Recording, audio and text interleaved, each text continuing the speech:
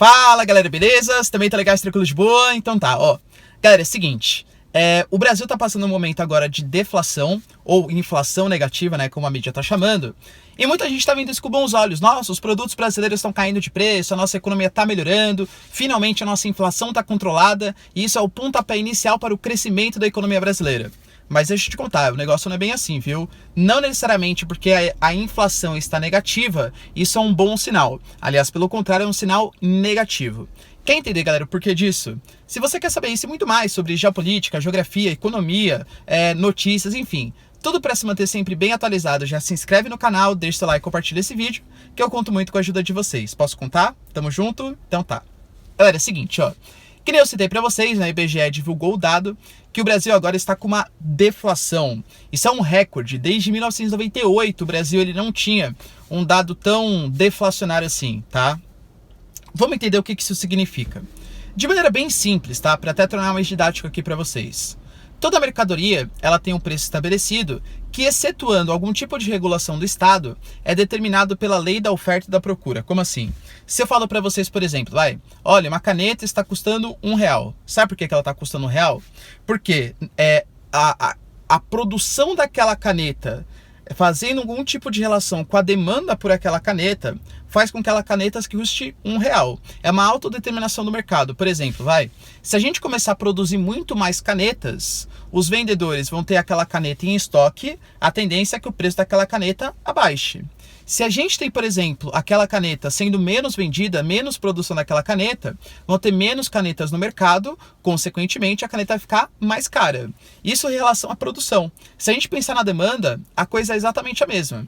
Se o mercado consumidor ele está com alto poder de consumo, o que os vendedores vão pensar? Nossa, mesmo se eu aumentar o preço, as pessoas estão com tanta sede de consumo, elas estão com tanto dinheiro em mãos, que eu vou aumentar o preço da minha mercadoria. E o contrário também é válido. Nossa, as pessoas não estão comprando nada, hein? Então, para eu conseguir vender meus produtos, eu vou ser obrigado a baixar o preço dessa mercadoria. Isso é a lei da oferta e da procura.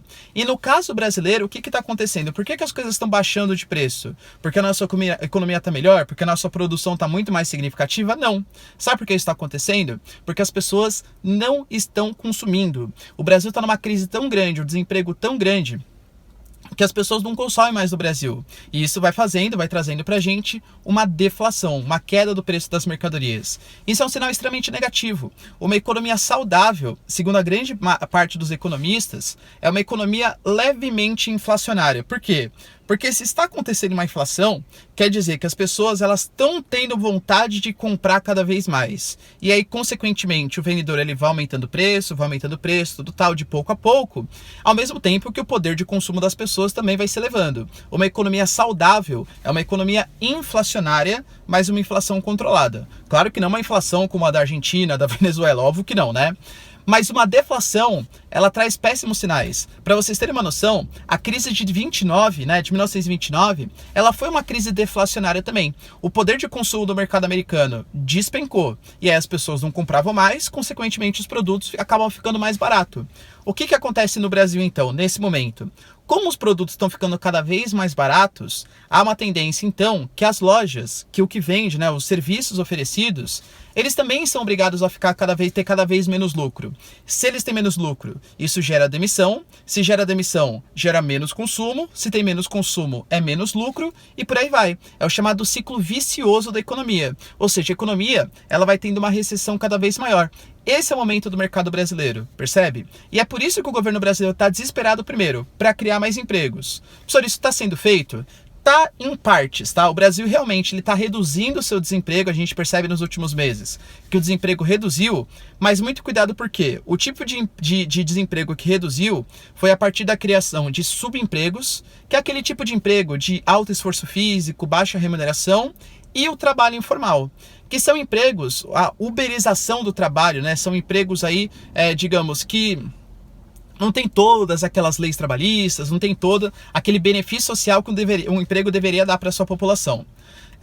Então o desemprego está reduzindo, e isso é uma questão boa. Mas qual emprego está reduzindo é uma questão bastante complicada.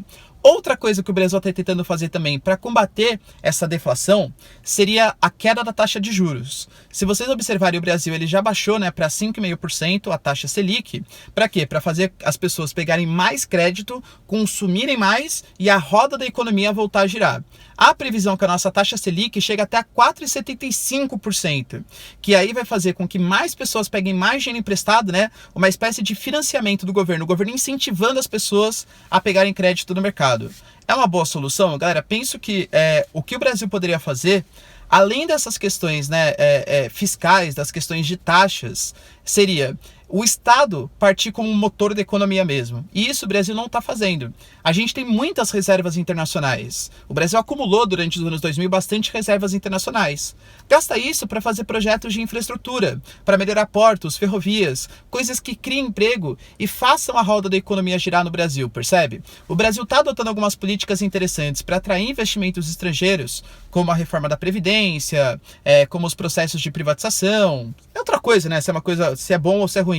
Mas o Brasil está tentando atrair investimentos estrangeiros. Infelizmente, algumas atrapalhadas do nosso governo em declarações, brigas, né, de partido, essas coisas, afastam os investimentos, essa é a grande verdade, mas a política econômica brasileira está favorável para a atração de investimentos. Penso que o Estado poderia agir um pouco mais como motor da economia, baixar sim a taxa de juros. É uma medida interessante. E, da mesma maneira, tentar combater muito essa uberização da economia. Por mais que no início pareça uma coisa interessante, porque reduz o desemprego, será que quando a economia brasileira voltar, essa uberização da economia, essa perda de direito trabalhista, vai realmente retroceder? Vão voltar os direitos trabalhistas, os trabalhos de melhor qualidade? Eu particularmente desconfio que não. Tudo bem, galera? Deu para entender essa situação econômica brasileira?